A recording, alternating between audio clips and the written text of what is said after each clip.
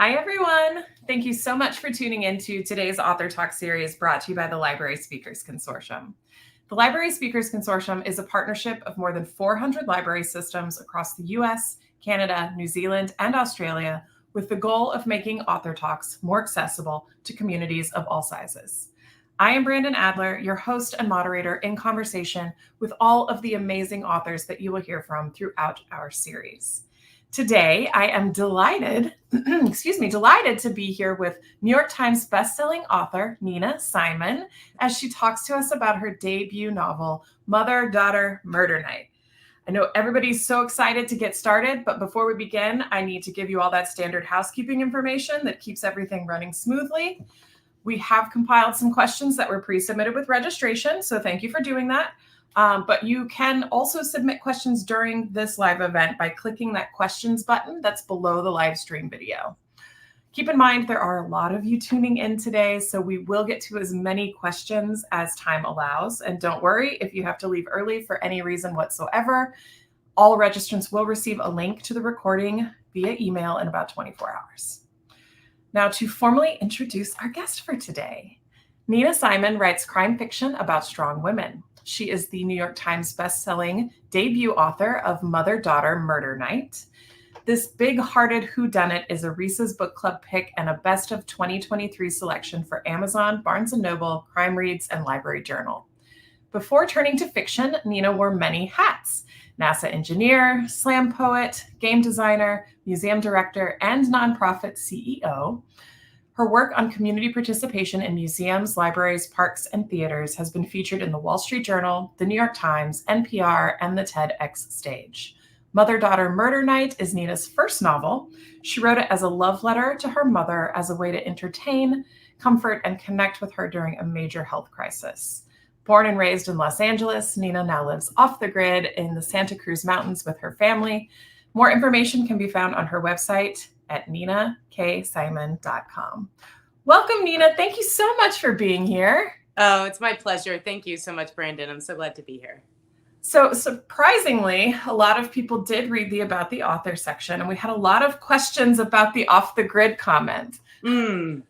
So there was a lot of questions like, is it really off the grid or is she being funny? No, it really is off the grid. So I grew up in Los Angeles and then went to school in Massachusetts and lived in Washington, D.C. downtown. And then 17 years ago, my husband and I decided to move here to the Santa Cruz Mountains. And I'm standing talking to you from our little 400 square foot cabin that we live in. So we're entirely off the grid, which means that we generate all our own electricity from solar power. We also have our own well. We also compost everything, so we don't have sewer or septic. The only thing that we are connected to from town is the internet. And we have great internet because there's nobody around in the woods besides us. And it's a wonderful place to be able to be creative and be in nature and also be able to be connected to a community we care so much about. That's amazing. That's really awesome. Thank you for sharing that with us, because I was kind of wondering too. I didn't think about it until I got those questions, and then I was like, oh, well, maybe she is being facetious. I don't know. So let's start off with your journey. Like, what got you here? As you said in the bio, you wore so many hats. So what does your writing journey look like? Yeah, Brandon, I never expected to write a novel. I've always been a big reader. I've always been a big library user. And I've always loved to write, but I was never writing fiction. So when I was a kid, I loved writing poetry. I ended up studying electrical engineering in university by day and being a slam poet at night. So I've always been very left and right brain, and creativity's always been a big part of my world. But I always felt like writing was something I had to do on the side. So, engineer by day, poet by night. Then I ended up working in museums, designing exhibits, and writing a blog on the side about museum practice and about inviting community members who maybe hadn't felt welcome in museums and libraries before to really get involved in them. And blogging became this outlet for me that was a way to learn, but also a way to express myself and to share some of my writing. I ended up writing a couple of books of nonfiction about museum practice through my work in exhibit design and later running a museum. And again, writing was always a pleasure. It was a place to work things out for myself. And I always come to writing from a place of joy. You know, some people write, but they feel like existential pain the entire time they write. I just love the experience of writing. And so never expected to write fiction though. And then, you know, in the fall of 2020, I got a phone call from my mom that just changed my life. I was running this big nonprofit, this global organization, and I got a call from her that she had just been diagnosed with stage 4 cancer. And it turned out it was in her lung, it was in her brain, it was all over her body. And it was just one of those wake up call moments where I didn't want to focus on work. I didn't even want to be here in Santa Cruz. All I wanted to do was rush to Los Angeles and be with my mom. And I worked it out with my husband to be able to be with her. And we were so lucky to be together, but it was also a really stressful and scary time. And my mom's the one who introduced me to murder mysteries, maybe when I was in middle school. And I grew up reading Sue Grafton and Janet Ivanovich and Faye Kellerman. You know, we'd go to the library together in Los Angeles and pick out all these books. And so when she got sick a few years ago, I started taking some of those old favorites off the shelf again to read aloud with her. And then one day I just turned to her, I said, you know, what if I tried writing a murder mystery? And what if I made the lead detective, the main character, someone a little bit like you? And that's really where Mother Daughter Murder Night was born. You know, I never expected that this book would be published. I never even was sure it was going to be a whole book. I was writing it as a way to connect with my mom. I wrote every scene sitting next to her on her bed and just typing while she was sleeping and just thinking, how could I make my mom smile? You know, how could I make her laugh? How could I write this main character to be this sort of outrageous superhero who, like my mom, had cancer, but unlike my mom, was leaping out of bed to solve a murder mystery? And so I feel like that writing and the writing process for this book was incredibly personal. It was really just this intimate, creative expression and escape for me and my mom, because I would write and then she'd wake up and she'd read what I'd written. And then we'd talk about it all day. And it just took us away out of the kind of stress bubble we were in. And it was only much later when she was doing better that I realized, gosh, I'm loving this. I'm learning so much from it. I'm so challenged by it. And even though my mom was doing better, I wasn't sure I felt comfortable or confident to take another intense full-time job again. And so I really only decided to pursue this and to pursue it to publication when I got to this place of saying, I'm loving this. I'm challenged by it. It's still connecting me with my mom. And maybe it's a way that I could share that story with others. And maybe it's a way I could have a relationship with work where I could continue to care for my family. Mm-hmm. That's a beautiful story. Thank you for sharing that. So your mother's health is doing good now? Yeah, she still has stage 4 cancer. I'm sure many people who are here have been touched by cancer in some way. And, you know, I've lost many very dear people in my life to cancer. But I feel like more and more there's so many treatments and options. And so, you know, my mom and I joke about the fact that, you know, she's technically still has terminal cancer, but she is going to Pilates and going hiking and going all over the world. And she's still my first reader and my first brainstorming partner for all the writing that I'm doing as well. Mm-hmm. So how long did it take you to write the book? It was about 6 months on the first draft, which again, you know, I was just writing it for us and really was learning so much about writing as I went, because I've been reading all my life. I've been reading fiction all my life, and I especially reading murder mysteries. But, you know, I kind of feel like it's like learning to drive a car where you've been riding in the car forever. But then when you switch to the driver's seat, it's just like, wait, everything looks different from here. And I feel like there was so much I had to learn, both on the mystery side, you know, how do you have good suspects? How do you build tension? How do you lay out the clues? But even on this very basic side of like, how much dialogue should there be in a book? How long should an action scene be? Where should a chapter end? Where should a paragraph end? And what I ended up doing was kind of using the engineer part of me to get under the hood of some of my favorite books. Yeah, I would take favorite books down off the shelf and I'd really diagram and look at, okay, how did Louise Penny unravel that clue? Or how did Jesse Q. Sutanto make me laugh out loud while I was reading about murder? And really trying to diagnose what exactly was happening there and trying to figure out how I could use some of those tools in what I was writing. So It took about 6 months to write that first draft. And then when I decided to really see if I could pursue publication, I reached out to a bunch of friends to see who would read it and give me feedback. I spent another couple months dusting it up so that I could try and get agent representation. And then once I was represented by an agent, she worked with me for another 8 months to improve the draft, because she said to me, you know, I love this book. I want to represent it, and it still needs a lot of work. And so we went through 3 full edits before we even ever talked to an editor at a publishing house. And then, of course, there's the editing process there as well. So from start to finish, this is about a 2.5-year process, Wow. which is pretty fast in the world of, you know, debut fiction, but certainly was a huge learning experience for me along the way. Yeah, I've heard stories where submitting the book and doing all of the edits was really quick, but then actually printing and publishing the book was still another 2 years later. So that's amazing how quick that was. Yeah, well, and I was super lucky that and my birthday's in July, and it was July of 2021, the day before my birthday, that my agent called and told me we had sold the book to William Morrow as the publisher. And then it was the day before my birthday, 1 year later, that we got the call that it was the Reese's Book Club pick for September. And so I like to joke with my husband that, like, this July, you know, he's got to give me a unicorn or something, because I can't imagine what could be a better birthday present than what's happened over the last couple of years with this book. How do you top that? Unicorn. Yeah. Exactly. Well, I guess before we dive in, because a lot of the stuff that you said, it beg further questions, and we definitely have them. Can you give everyone a quick summary of Mother-Daughter Murder Night? Yeah, absolutely. So Mother-Daughter Murder Night is both a murder mystery and a family drama. It's about 3 generations of women. There's a grandma, a single mom, and a teenage girl who have to work together to solve the murder of a naturalist who washes up on their doorstep here in coastal California in a national marine preserve called Elkhorn Slough.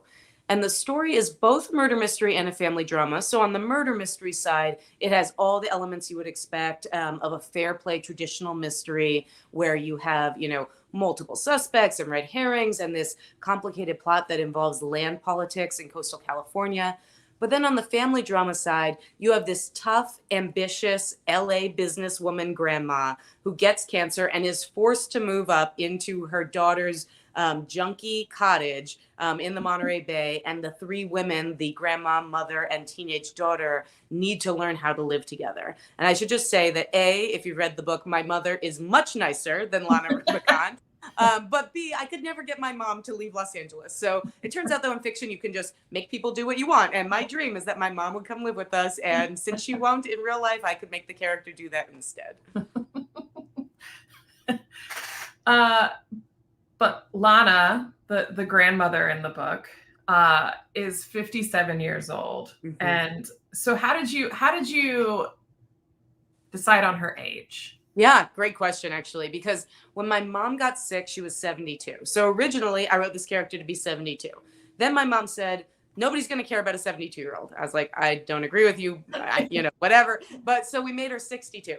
Then when I signed with my agent said, you know, we want her to be a little younger. And it was both because there was this question about, like, you know, would there be potentially series potential and you'd want to see a character for a while? But also there's a sense, and I think this is messed up, but it is real, that, you know, to imagine somebody as a businesswoman at the top of her game, and also as a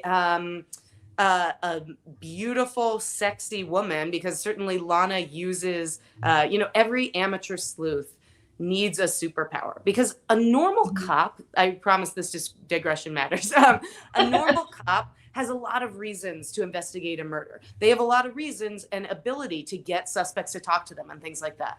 But when you have amateur sleuths like these 3 women, they have to have something special going for them, or else nobody's ever going to talk to them. They're never going to be able to solve the murder.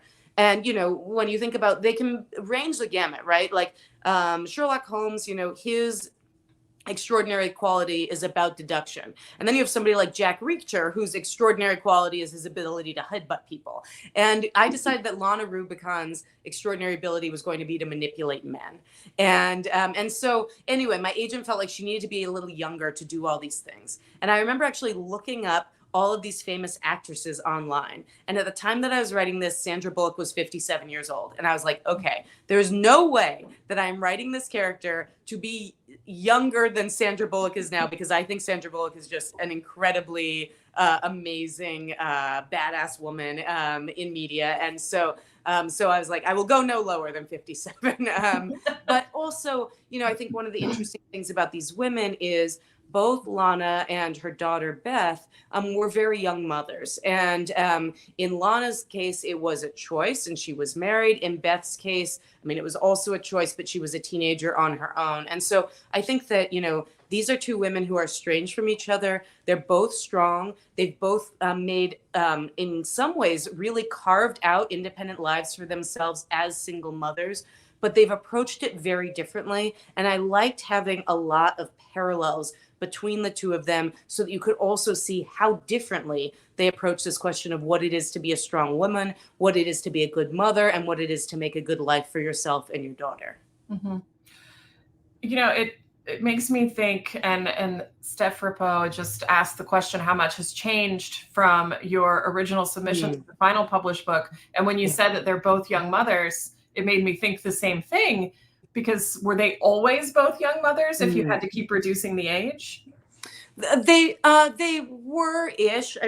Lana right now, I think, had Beth around 23. And when she was 62, she would have been 28, which from my perspective is still young, but maybe in her generation would have been different. The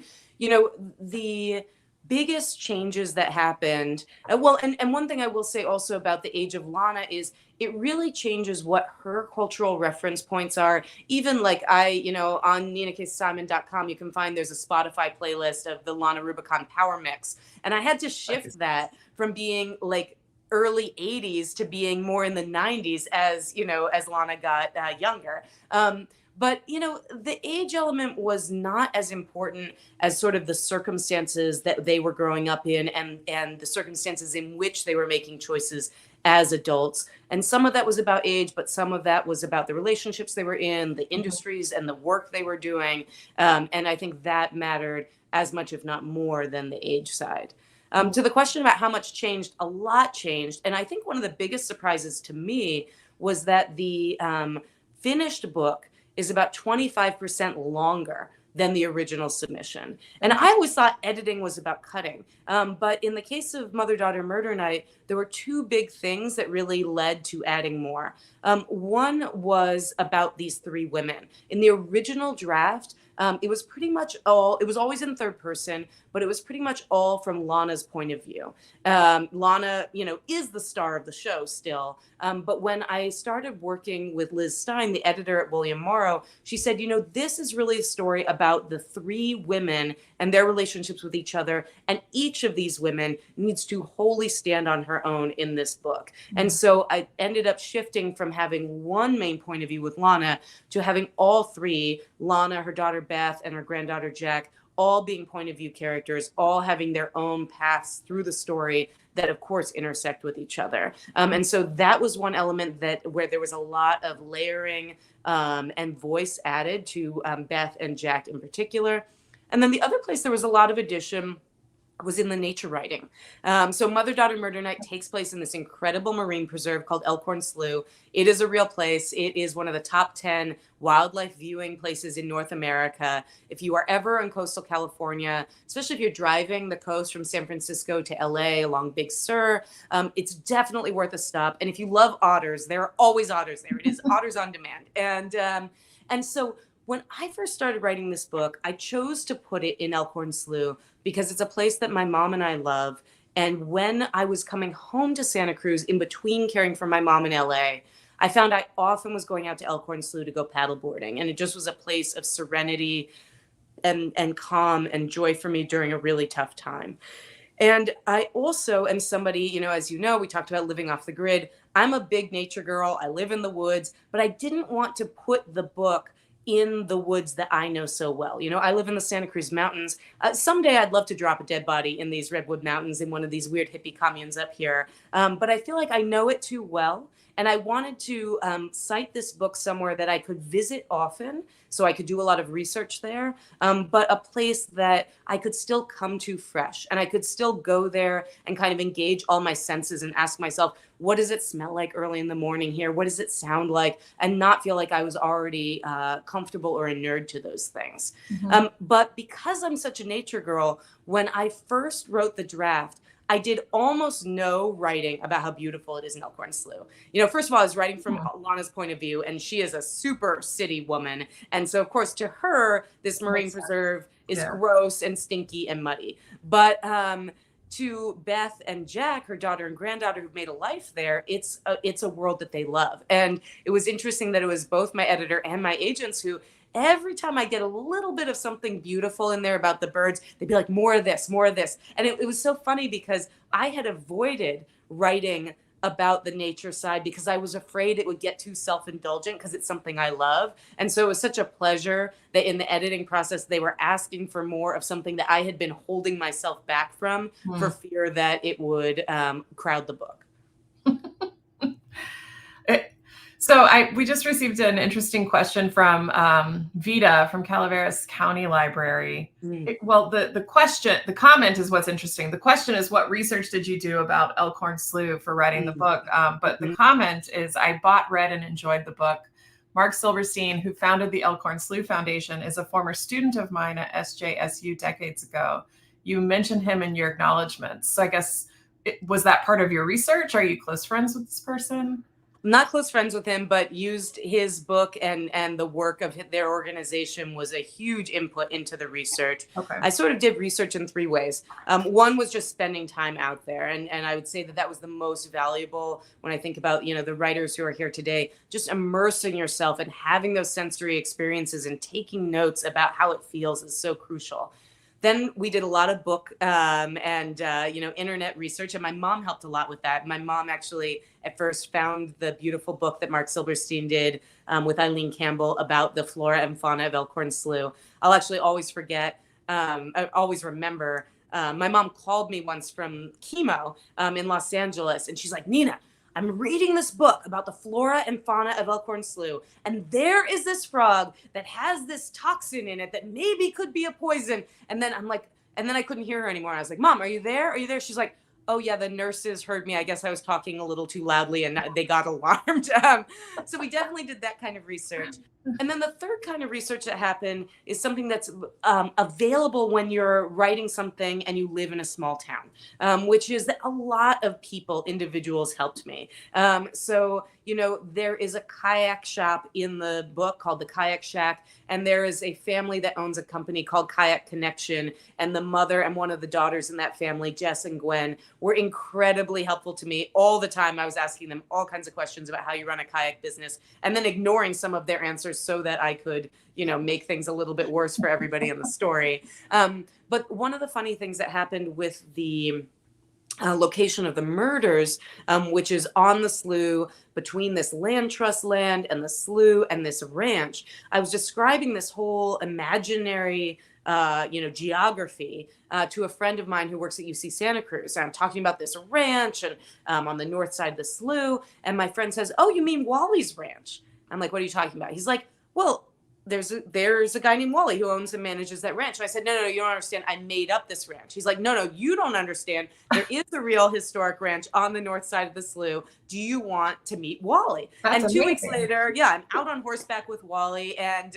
heading all over the ranch. And actually, the historic documents in the book about the ranch, the Roadhouse Ranch or the Rhodes Ranch, are real. They come from the Pajaro Valley Historical Association. The Liberty Tree that is in the book is real. I've been to the graveyard on the ranch of the Roadhouse people and actually got to do a lot of nerding out about the history of that land, which is really related to, the mystery here is rooted in land politics. And I think that, in California, and especially coastal California, there is no resource more fought over, more killed over than land and then water. And so I knew I was going to work that into this story. And it was extraordinary and just a real surprise to discover that this imagined site of that kind of land politics and the complicated history and web of what has happened in the past and what might happen in the future was all real. And I could actually draw on the real historical record of that particular location to be able to infuse the story. Yeah, that's amazing. That's incredible. It it makes me want to kind of read the book again and go back with a different perspective and knowing all of that information. Mm. Um, and there are a lot of people that have been commenting on the location that are very familiar with or live near there. And Cami from Salinas Public Library says it was great fun to discover so many slew connections, but I'm wondering how real people who closely parallel the characters felt about the depictions. Hopefully they appreciated the fictional liberties you as an author elected to take. Has feedback from the Elkhorn community been generally positive? Yes. And I'll say I was very, very careful that there is only one character in this book who is rooted in a real person, and that is Lana Rubicon with my mother, and to some extent me too. I always say all the good parts about Lana are based on my mom, the toughness, the humor, the fierce love. All the bad parts of her, the impatience, the selfishness, are based on me. But I was really careful not to have other characters based on real people. So even though people sometimes come up to me and they say, isn't that guy at the yacht club so and so, or the harbor master, or even the rancher, Mr. Rhodes? I was very careful that Mr. Rhodes is very different than Wally the rancher who I met, and I even avoided some kinds of research. So, for example, there is a yacht club at Moss Landing in Elkhorn. I've never been inside of it, and I had an opportunity to go inside, but I thought, I want to be able to invent this place, and I don't want to be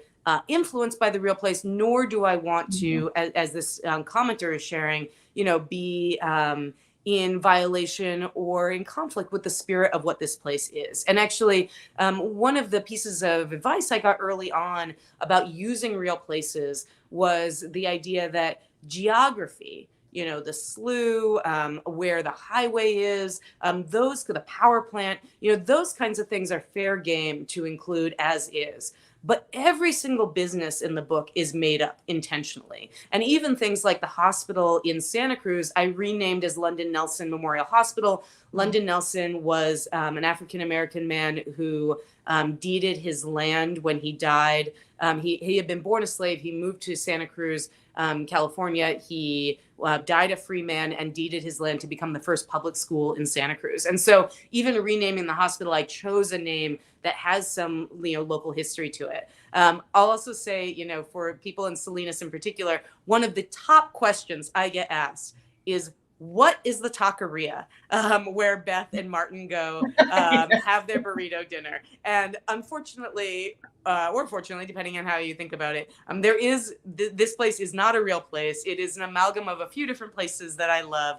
But again, I was very intentional and careful to try not to have individuals or businesses only to reference kind of major geographic reference points, or entities like Stanford Hospital or North Monterey County High School, where there's sort of confidence it's going to be there for a long time. Mm-hmm. And so Beth wants to know how you keep all of this information organized. Beth says, do you typically outline your storyline first, or do you see where the story and the characters take you? Is it a combination or something else altogether? Yeah, it's definitely a combination. I think I'm a big camper, and I like to use the metaphor around setting up a tent. And I feel like I needed to set up the tent poles. So I needed to know who's the victim, put the stake in the ground. Who do I think the murderer is, and how are we going to get there? And so I'm always doing a mixture of, I do some drafting to get the voice and the energy, and then I do some outlining, and then I go back to drafting, and then I go back to outlining. And one of the reasons I chose to write a murder mystery, of course, I chose to write it because my mom and I love them, but also it calmed me to be working within a structure where you pretty much know when you read a murder mystery that in the first 50 pages, a dead body is going to hit the ground. And in the last 50 pages, the murderer is going to be found out, and there's going to be, some kind of revelation and call to justice. And unless you're writing noir, but that's not what I'm doing. And I think that for me, it felt very daunting to imagine writing a novel without some kind of structure or some kind of breadcrumbs like that about where it might go, because I just felt so inexperienced. I will say now that, for book 2, instead of writing a bunch and outlining them back and forth, I really tried to do some outlining first and really come up with a pitch and a vision for the book, and actually ended up doing that multiple times. And I've just this week flipped from outlining to drafting again. And it is such a relief and a joy, because what I'm finding is that, at least for me, I need to keep drafting to get to know the characters, because there are surprises that come out. I'm not somebody who believes the characters like show me the way, but I do feel like as I'm writing and as I'm living with my head in the story, it takes me to places that I can't get if I'm just doing the abstraction of outlining. Mm-hmm. Well, you just dropped a little nugget there about book 2. We had a lot of questions about whether or not there would be a sequel. Is book 2 a sequel, or is it a different story altogether? It's a different story altogether. So I will say, when I first wrote Mother, Daughter, Murder Night, I was dreaming of writing a series. I love reading mystery series, and I would love for these characters to have more adventures. And even, the book as written, very intentionally, without giving any spoilers, I was really imagining, a next book could be a Lana Detective Ramirez buddy story. And I had a whole idea about where I wanted to send them. But then there were a couple things that happened that changed my mind. The first is, I wrote this book for such a personal and idiosyncratic reason. And it came out of this nightmare of my mom being sick. And then it became this incredible blessing for us. And as I've had the honor and the privilege over the last, 8 or 9 months to talk about the book and to share the story of what happened for me and my mom through this book, it fills me with incredible joy. And I feel like I've gotten to meet readers and talk about our own caregiving journeys and connections with our mothers. And it feels very precious. And I'm not sure how I would feel about writing these characters and telling those stories if my mom's health changes. And I think that I feel a little bit, I'm not a superstitious person, but there's a little bit maybe that feels like this is such a blessing. Don't try and mess with it too much. So that's one reason. And then there's this much more practical reason, which is, as somebody who loves reading mystery series, when a author who writes series writes a book out of series, I am very angry with them, because I want my next series book and I want it every year. And I think that because this was my first novel, I wasn't ready to sign up for just saying, I'm going to be writing these characters in this place for, a book a year for an unknown amount of time. So, I would love to come back to these characters. We also sold the TV option. I would love to see these characters, on screen. But for now, I'm really enjoying the challenge and the excitement of working on other stories, still broadly in the world of strong women, dead bodies, and wild places. But not right now. I'm working with these characters in this place. So does that mean the book that you're working on now, you're setting it up to be a series? I'm not, no. But I mean, maybe, I don't know. I'm not thinking about that this time. But I will say that, I come from a family of very strong women, and certainly this is a big part of Mother, Daughter, Murder Night, right? Is that, I feel like there are a lot of stories where there's like one strong woman who's the queen bee, and then everybody's her follower, or there's two strong women pitted against each other.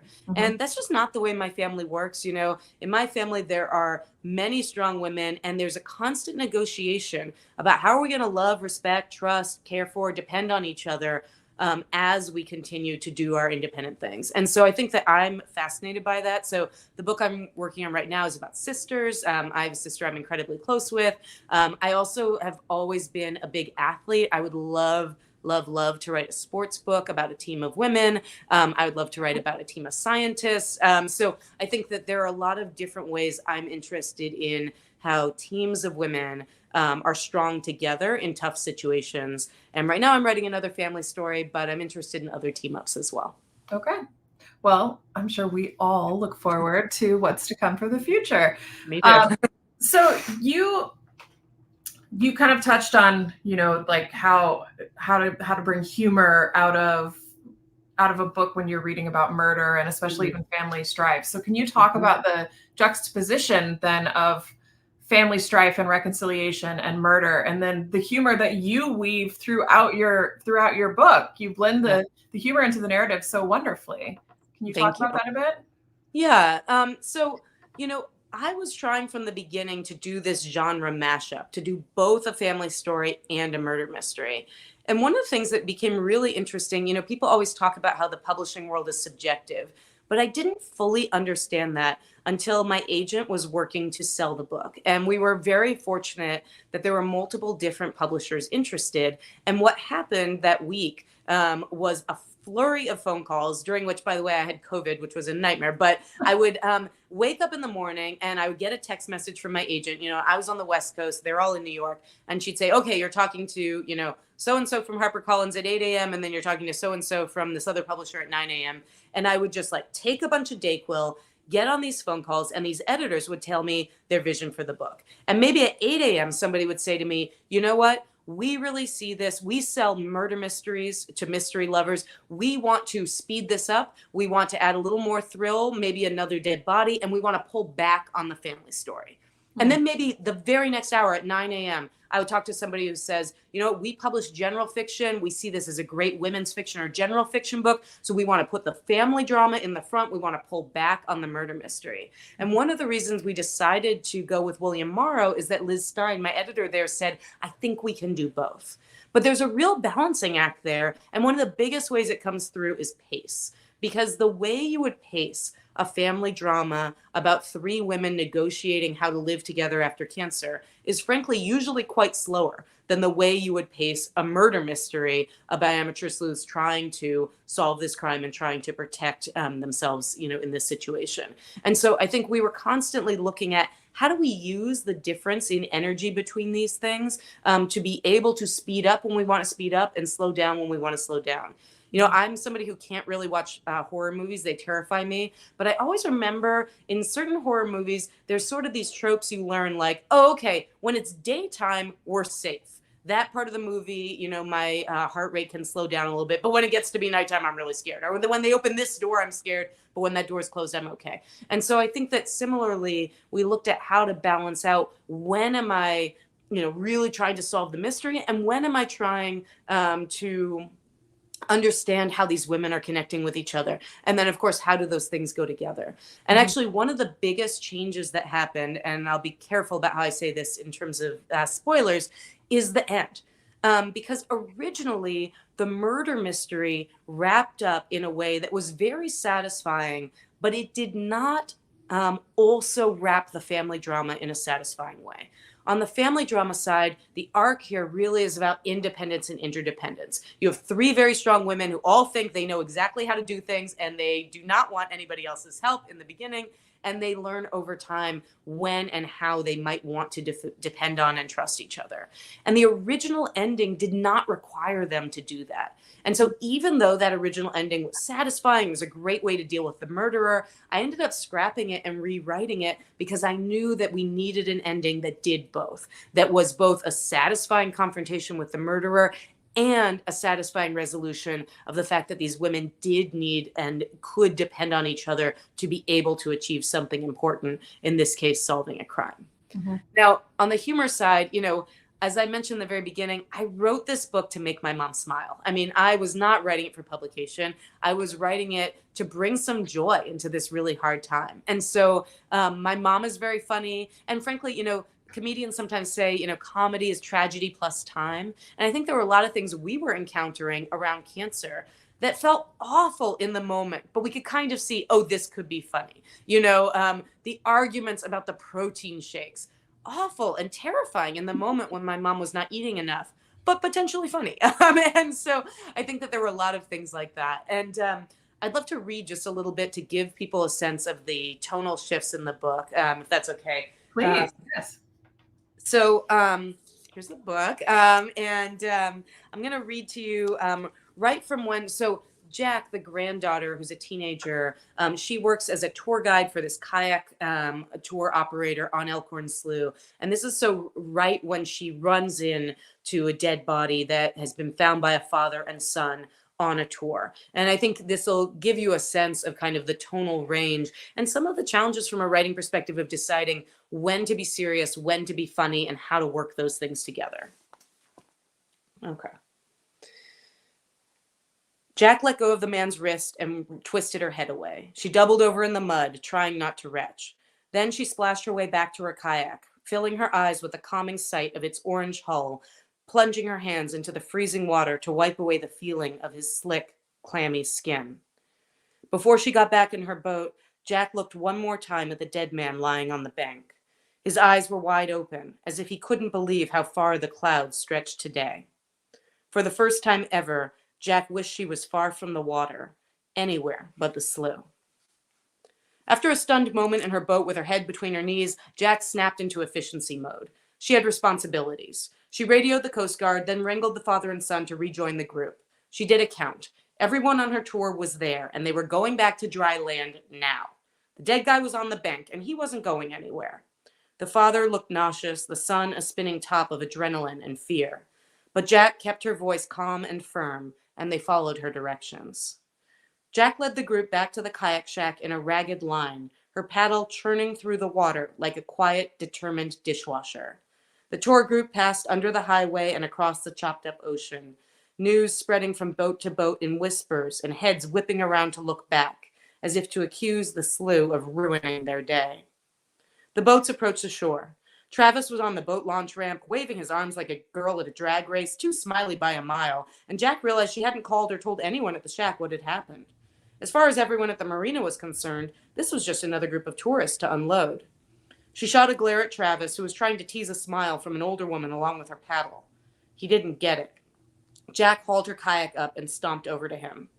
"Travis, you're not going to believe this." "What's up?" "We found a body, a dead person in the slough. Can you get Paul on the phone and tell him to come down here? I'll close the group out." "Whoa, are you..." "Just go. Now. Please." Jack's grandma had told her it was always good to give men simple instructions in complicated situations. Thank you for that. Sure. Yeah. That's such a great example.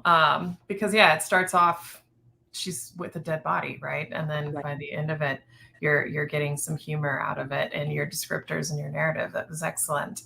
It also makes me think of the structure though, too. And I believe it was Kyla that asked a question about structure earlier.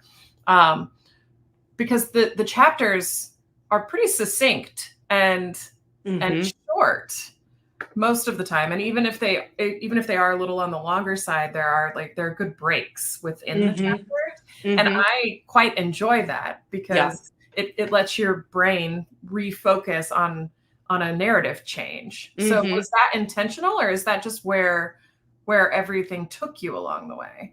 Yeah, I mean, as I mentioned earlier, it's like that driving the car thing. You get to decide how long the chapters are, which is a little daunting. And I think that I did learn a little bit about scene work and how to think about where a scene starts and stops. And I will always remember my agent saying, there was a chapter that got cut that started like the next day was dull as a title transfer. And she's like, "Nina, you can't start or end any chapter of an entertaining book by telling you that it's a boring chapter."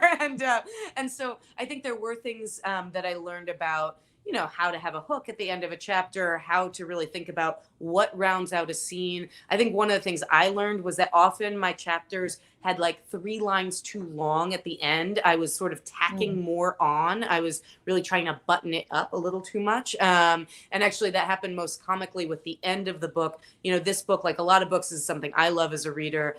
After the big fizzy confrontation with the murderer, you have a couple of scenes that kind of wrap up where the main characters are. And when I first wrote this book, there were about 8 of those scenes. I mean, there was a date night, there was a kayaking, pot smoking experience. There were all different kinds of things that happened that I had to cut back on because I just had been too self-indulgent. So I think that I had a hard time kind of tightening endings. But I think also to what you were saying, and this is about structure and the family drama and the mystery, I was also very intentionally juggling whose point of view am I in? Have I spent time recently with Jack or, with Beth, or have I spent too much time with Lana? How do I make sure I'm moving around? And how do I make sure I'm having some of those family chapters as well as the mystery chapters? The last thing I'll say on this that was a huge nugget that I learned from my agent about writing a mystery was she said to me with the first draft, she said, look, you did a good job having a bunch of suspects, but you just kind of put them out on the buffet, and Lana and Beth and Jack are just going to see whoever they want to whenever it's convenient for them.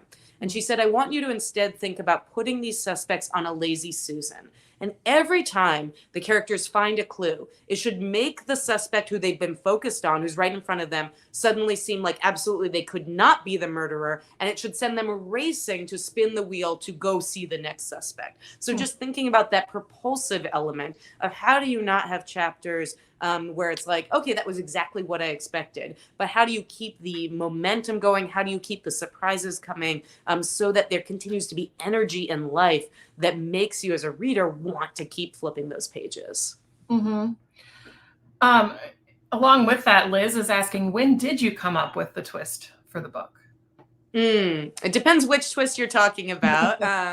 But I will say that the first draft, the mystery in particular, was very surface level. And one of the challenges I knew we had to do, that I had to do, and that my agent challenged me to do, she said, hey, the story among these three women, it's rich, it's complex, it has humor, it has a lot of things. You need to bring the mystery up to that level. And a lot of what I needed to do that was about layering. So a lot of times people ask, did you know from the beginning who the murderer was? Yes, I did.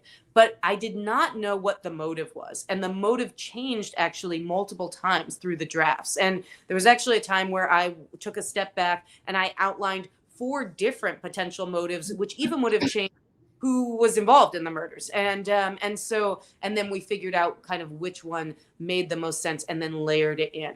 But I think that one of the things that at least happens for me is the first time I'm writing a draft, I'm just getting to know the characters. And it's not really until the end of the draft that I realize, ooh, this person who presents themselves like X actually is covering for Y. And I didn't realize that until I was 2/3 of the way through. But now I'm going to go back and work that through and weave that through the whole book. So I think that there are a lot of characters, particularly on the mystery side, and some of the twists that happen on the mystery that were only available to me after I'd written a very surface level draft the first time with a very basic motive and a very basic kind of rollout.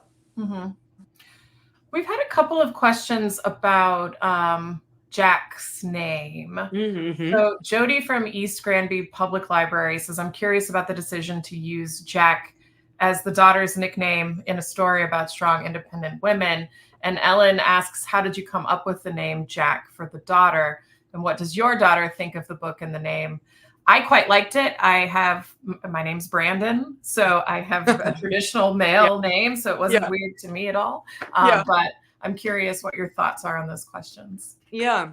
Well, I will say first that something I didn't really think about until after the book was done is that my daughter's name is Rocket, like a rocket ship. And there is some sound similarity between Rocket and Jack, and we actually call Rocket Rock a lot. So I this didn't register to me until after the book was out, but I definitely wrote Jack. My daughter's much younger than Jack, but I wrote Jack to be the kind of young woman that I see my daughter growing up to be. And definitely my daughter spent a lot of research trips with me on the front of my paddleboard in Elkhorn Slough when she was about 7 years old, kind of looking at all the otters and the jellyfish. And then sometimes she'd sort of point at a falling down shack at the dairy on the lip, and she'd say, oh, Mom, you should kill somebody right over there. It was very cute and very creepy all at the same time. One of the things that happened with the names in these women has to do with being Jewish.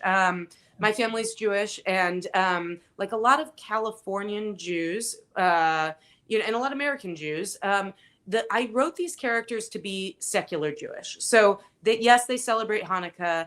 Yes, they identify as Jewish, but it's not like it's part of their everyday life. And so one of the weird things that came up with regard to that was about names.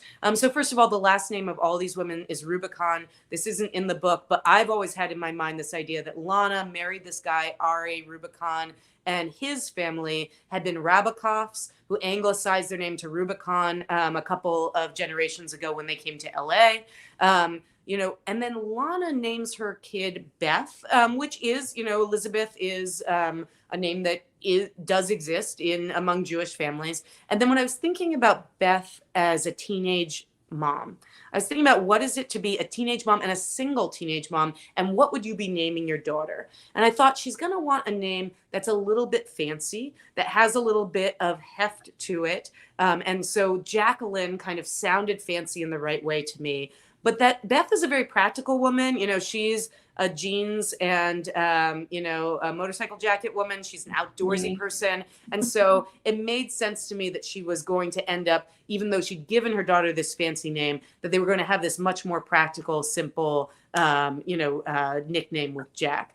I'll also say, and maybe this is sort of ephemeral and it's hard to explain if you're not Jewish, but there are certain names like Madison that are very much not Jewish, but kind of fancy. Like Jacqueline, Beth, Lana, these are not Jewish names, but they live within this lexicon of what it is to be diasporic American secular Jews. And so there was a little bit of that going into how I was thinking about these names as well. Okay, that makes sense. Thank you for that. Another question about narrative. Meg from Orange County Library System says, how do you know when to condense everyday narrative details from becoming superfluous? So I love this question because I really noticed and appreciated the everyday narrative details, especially the one where Beth is deciding what to wear before she meets Martin. And she goes and picks up the boots and shakes them to make sure there aren't any spiders. Yeah. I like audibly out loud was like, yes, thank you.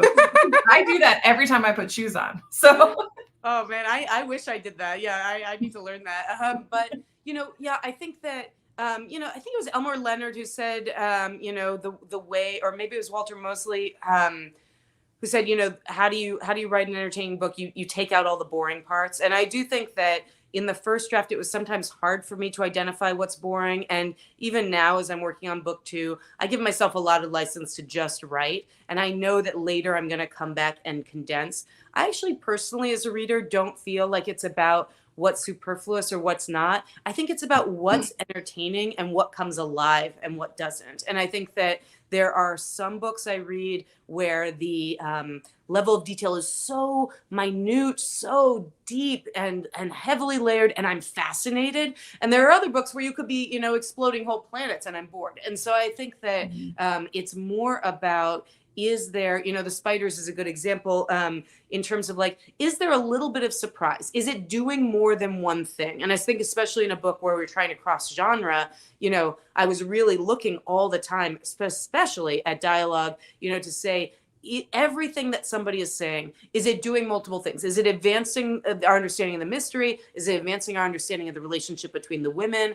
Also even thinking about things like, if you have a piece of dialogue and then you have a dialogue tag or a narrative statement, about an action, how do you make sure those are not just repeats of each other or reinforcements, but that there is something that is twisting it, expanding your understanding of it, pushing it to another level? And I do think that for me, having a deep background in poetry really helped because I'm somebody who cares so much about word choice. And so even things like that line, Jack's grandma had always told her it was important to give men simple instructions in complicated situations. I spent a ton of time thinking about, I had the concept, but then like, what is the number of words and the construction of that sentence that will make it what turned out to be the most underlined thing in the Kindle version? And I think that comes from poetry, and it comes from this economy of an image, of a word, and not thinking we have infinite words to work with here. And it's amazing how even in, a 368-page book, I mean, I cannot tell you how much deep scrutiny there was over not just every chapter, but every paragraph, every sentence, every word. Does this need to be here? What is it doing? Is it doing more than one thing? Is it helping wake up and keep the narrative alive? That's the way I like to think about those questions. Great. Thank you for that inside look. Pam is saying, can you talk about what goes into choosing just the right title for your novels? So we don't really see the namesake scene until about halfway through the book. Yeah. So was this always the title of the book? It was not. I actually didn't have a title for the book, and when I was going to get representation from an agent, you have to, the title's the first thing. It's a subject line of the email you're sending. It's important. And I went to my shelf and I actually found that most of the murder mysteries I love have really boring titles. It's all like the and then a noun, like, and one of the early working titles I used here was The Life Jacket, which I kind of like because I felt like both the first victim is found in a life jacket and moving to Elkhorn is a little bit of a life jacket for Lana. At one point I was thinking about crossing the Rubicon, because there's some significance there, but it felt too much like an 8th grade book report kind of title. And it was actually my agent who came up with this title. And we were really deliberately looking at books like Thursday Murder Club, Dial A for Aunties, Finley Donovan is Killing It, that were doing this, where the title was doing the work of giving you a sense that, yes, this is murder, but there's also some fun and some warmth in this. So we were looking for a title that could do that. And that's how we eventually got to Mother-Daughter Murder Night. And then I actually wrote that scene that you're talking about, Brandon, after the title came out, because I'm somebody as a reader who loves it when the title gets referenced in the book. I don't want it to happen on page 1. I don't want it to happen at the very, very end. But it's just something I've always enjoyed as an Easter egg. So I knew I wanted to do it as soon as, and especially once, we came up with this title, which I love, being able to think about, okay, how does that work into the story? And telling a story that, is really close to my heart about watching Columbo together with your mom on the bed when she comes home from a really long day of work, which is something that happened a lot in my house growing up. Mm-hmm.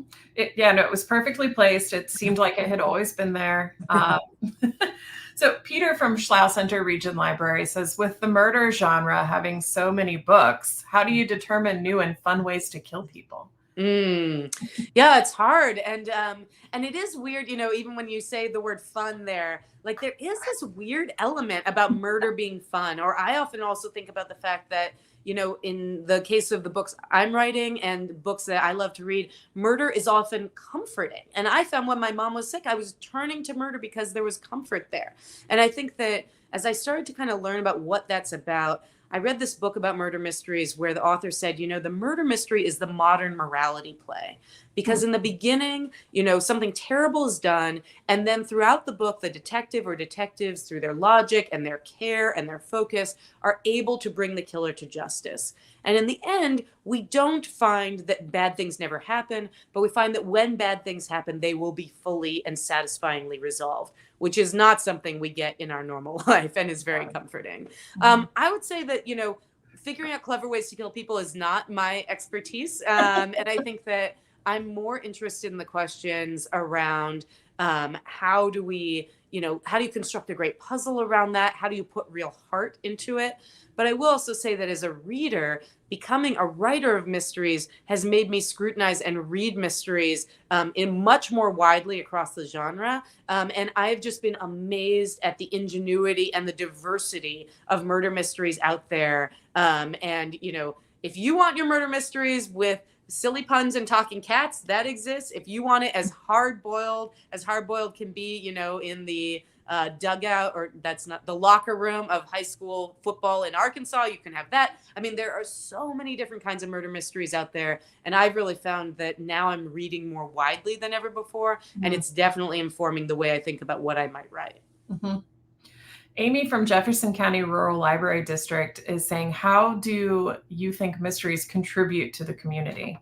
I mean, I think that one of the things that we're seeing that's been really interesting over the last few years is there's been a move away a little bit from the cop-centered or cop as hero mystery. And I think that part of that is about the fact that in America, there is a more complicated story happening now about police and about police as the heroes of a detective story. And so I think we're seeing a much broader range of amateur sleuths, but also, there are some great books that now focus on community policing, which has been super interesting. And I think that, crime is where we expose what it means to be human at the worst of times, but also how we as humans who are trying to do good deal with that and connect with each other. And so, I mean, I think about, one of my absolute favorite murder mysteries that I read last year was Dennis Lehane's new book, Small Mercies. And it is about an absolutely, personal, deep injustice against the backdrop of a much broader injustice around race riots and around integrated busing in Boston in the 70s. And so I think that there are these ways that we can use the very personal, acute pain of a crime against an individual to start to explore and have new ways of talking about these broader pains and social ills that we're dealing with all the time. I also think, that just as, people who write horror, I once heard a horror writer talk about the fact that all horror books are fundamentally about grief.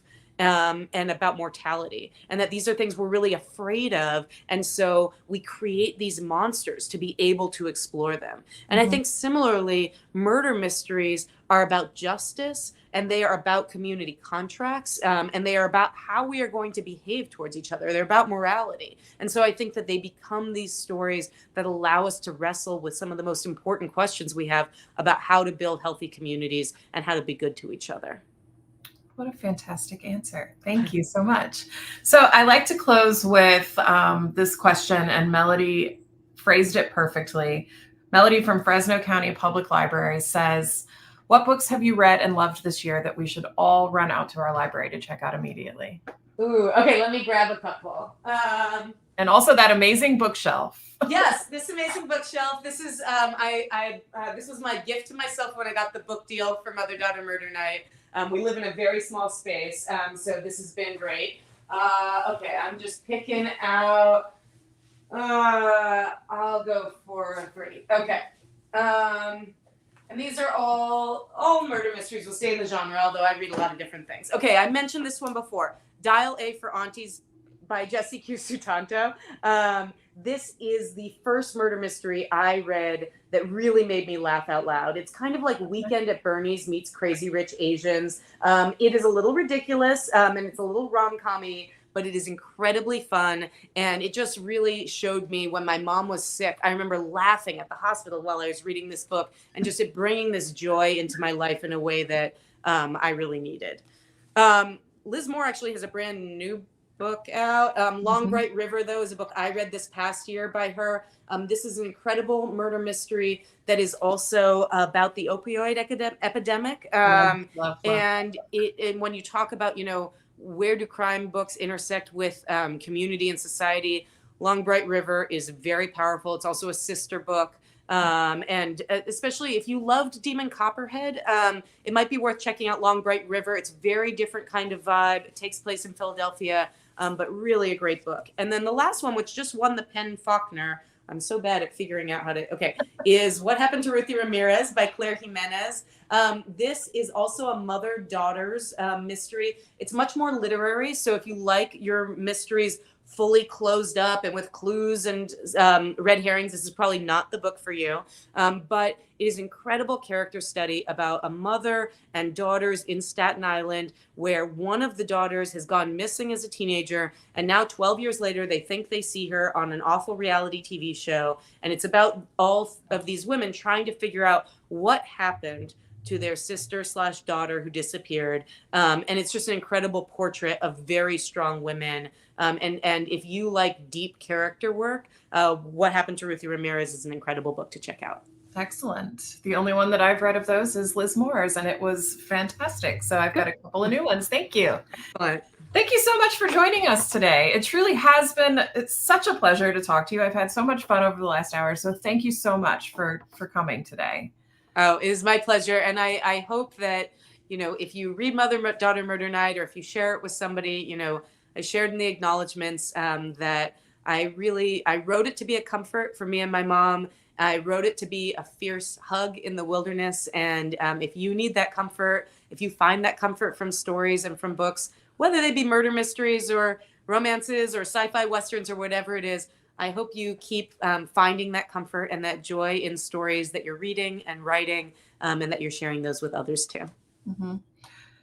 I also want to extend a huge thank you, not only, of course, to Nina, but to the viewers that have come today. Without your support, none of this would be possible. So we thank you for choosing to spend your time with us. As a reminder, if you scroll down below the live stream video, you'll see some links in the resources area. And one of those links is a link to Nina's wonderful book, Mother, Daughter, Murder Night. We look forward to seeing you all again on May 21st when we chat with Rebecca Kwang about her newest novel, Yellowface, and then on June 3rd when we take a virtual trip to Mars with Smithsonian curator Matt Schindel. I am Brandon Adler, and thank you so much for joining us.